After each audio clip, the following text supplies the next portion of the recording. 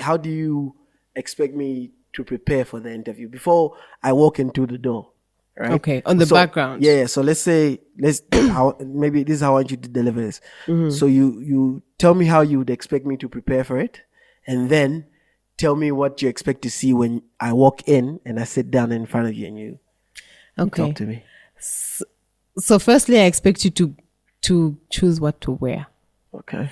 Because believe it or not, when I'm interviewing, in as much as I'm recruitment manager, I'm interviewing with our country manager.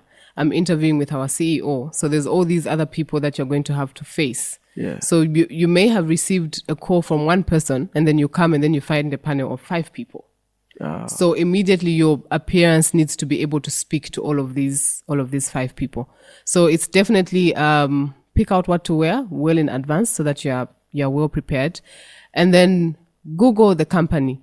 Unfortunately for us in recruitment, it becomes a bit difficult because we don't tell you the name of the client. Because the whole idea is this client has come through a recruitment agency. They don't want to be known. Yes. So all we're going to tell you is this is the position and the industry that it's in. That's the only information we're giving you. Okay. So then it becomes a bit difficult. Yeah. But then there's stages with recruitment, with a recruitment firm, there's stages of the interview, because the first round of interviews is with us as the recruitment firm. Yeah. But then when we re-invite you for a second interview, it's with the client. Oh, okay. And then at this point now we're going to tell you to say, this is our client. So regardless, either way, I expect you to read up on your client. Okay. Have full information about who they are, what they do, where they are. This will help you prepare for questions to ask during the do you have any questions for us stage. Yes. Do not be the candidate that will say, no, I don't have any questions. Yeah. It shows lack of interest, and it can actually get you disqualified. It's true. You need to have something to say at the end of your interview.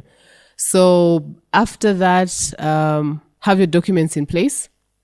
Make sure you have your original copies. Even if you sent them. Even if you sent them, even if you sent them, just make sure you have them, because not all companies will be up to date and have your CV on their laptop with them. Out, So just make sure you have everything. So when you're going in, you now need to have photocopies and you need to have the original ones. Okay. The originals are basically just to back up that what we've received is definitely what you sent so through. You're saying I walk in with 2 copies? Yes. Okay. Your original copies? One for myself and one for you? Yes. Okay, cool. Mm-hmm.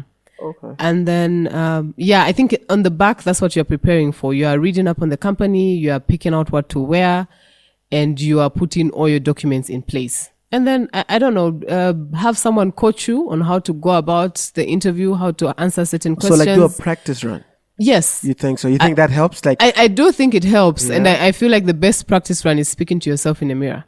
With me, for all the interviews I've done that have gotten me the jobs that I've gotten, was practice run in the mirror. Really? I'll ask myself a question and I'll answer the question. And I think it helps you build confidence, because then you'll be able to know what to say. And provided the CV is yours and you didn't give someone else to write it for you, I mean, these are your experiences. This is your education. So you should be able to portray it accordingly, because it's yours. Yeah. What becomes difficult is a situation where you give someone, because we have a lot of CV designers out there. So you give someone to design your CV for you, and then you tell them to say, look, this is the position I want, so tailor it to fit this particular job. And then this person is now fusing in experiences that you don't have. They're fusing in skills that you don't have. And then you now come and then you're failing to meet your own CV. And I'm not just saying this. I've interviewed a person who was literally reading their own CV. They don't know. I tell them to say, tell me about yourself, and they're reading what's in their own. Yeah. So if you need to have your CV drafted by someone else, at least take the time to prepare for it. Yeah. So I think the mirror thing works for... Yeah, it really does. I think it works for good-looking people such as yourself. As average-looking people... you get angry, you're like... You're just upset. You're just upset. No, it works. I think it works everywhere.